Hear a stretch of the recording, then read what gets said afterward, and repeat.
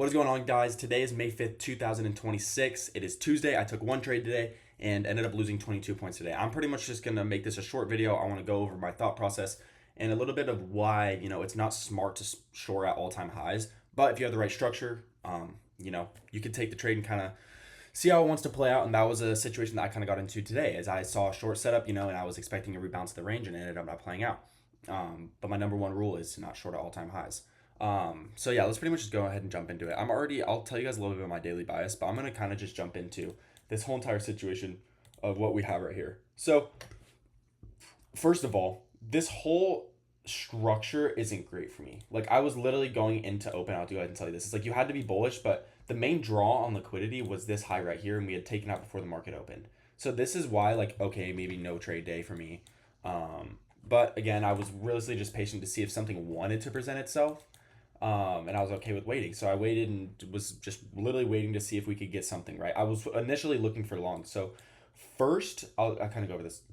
Let me go over that long first, actually. This 2 minute long was good. Something happened, or sorry, they tweeted. There was like some, I don't want to say it on YouTube so I don't get banned, but there was news that dropped that ended up making this 2 minute fail. And I was literally going to enter this, and I not even entered. Like, I was setting everything, going to enter and dumped.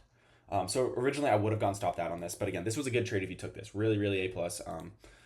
Just unfortunate that the news had to be dropped, and obviously that happened.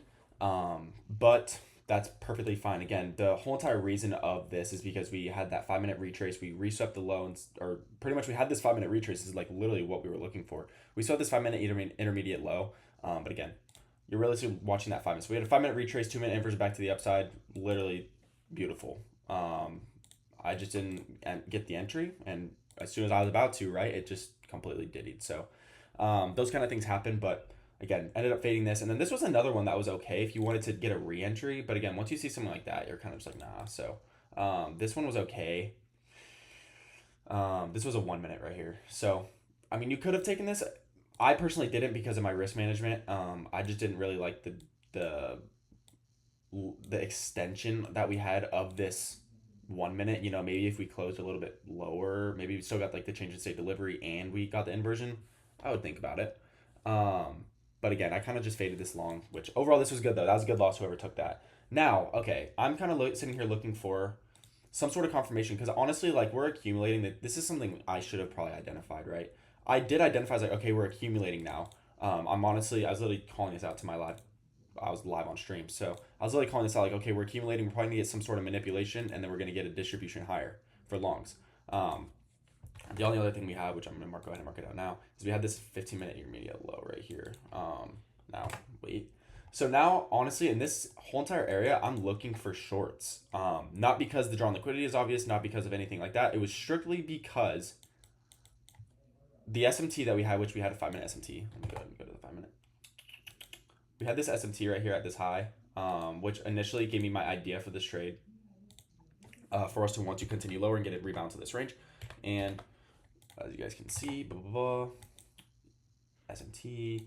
And then what we ended up doing was getting this displacement lower, 1 minute inversion, 2 minute inversion, and 3 minute inversion to the downside. And overall, that was kind of the displacement I needed in order for us to want to take the short. Now, I did keep in mind that we had this 3 minute here, and we had these 5 minute gaps, which, I was initially, this is where it's kind of like I pre-fired it a bit, and this was discretionary. This is why it wasn't like a no-brainer trade. Let me make this a little bit smaller, sorry. This was a little bit more of a discretionary trade. I literally just wanted to see a rebalance. But like you zoom out, right, and you're like, okay, we're clearly trending higher. But literally all I was looking for was a rebalance of this entire range. And we never really got it. So again, I really like the shape that we made off of this. Not necessarily a V-shape, accumulation, manipulation. Okay, so now watch this. Now, I'm kind of sitting here waiting for this to be the distribution here. And then as soon as this failed, that gave me the idea to say, okay, we're going short. We're going to get a rebalance of this range. And I know that we had this 1 minute. Again, not really worried about that, right? Because what did we do? We inversed a 3 minute, we inversed a 2 minute, and so on. Now we're sitting inside of this 5 minute, about to inverse this gap. So like, this is where, it was discretionary, like I'd already said. So I'll kind of show you guys where I entered. We created this 1 minute, and then as soon as we kind of tap back in this 1 minute, again, discretionary, I entered shorts. And again, I went break even at a 1. I was going to go break even at a 1-to-1 here, so which would have been around right here. Break even here, And as you guys can see, which we're about to find out, it never really hit. And then I was targeting this for a 50 points. Boom. So a little bit about a 1 to 2.2. Again, we can kind of play that out. But stop loss is above those highs. Again, not really looking for price to want to trade back up into here. If it did, okay, that's perfectly fine. Then maybe, we are actually going to be bullish instead. But I was okay with taking this short. And again, you kind of have to just put all this into play. Like, we're still in gaps, but this whole structure of what we're doing here looks good for shorts. Like, the structure is good for shorts. But you're always having to watch the higher time frame. Higher time frame, we're bullish. So again, literally just looking to get a retracement of this range, 50 points. And we could play this out a bit.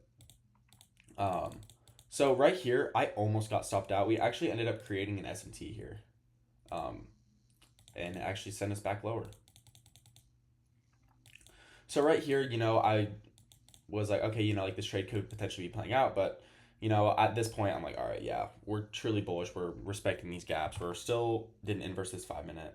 And I was kind of like, okay, that's fine. But again, risking 22 points, literally nothing. It was a $440 loss across my account. So overall, literally nothing.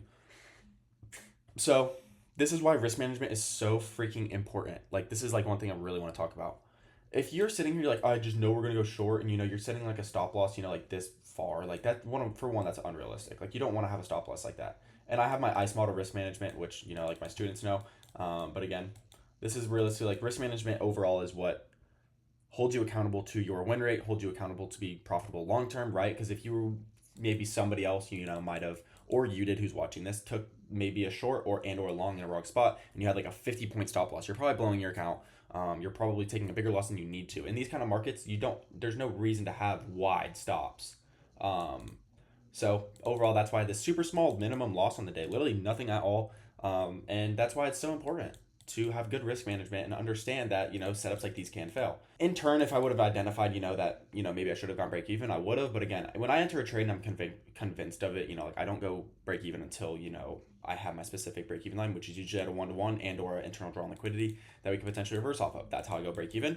And in turn, this never did. Got a super small minimum loss on the day, nothing bad at all. Small loss on the day, 22 points, nothing bad at all. And that is my trade recap on the day. I hope you guys learned something. If you guys have any questions, you can ask in the comments down below.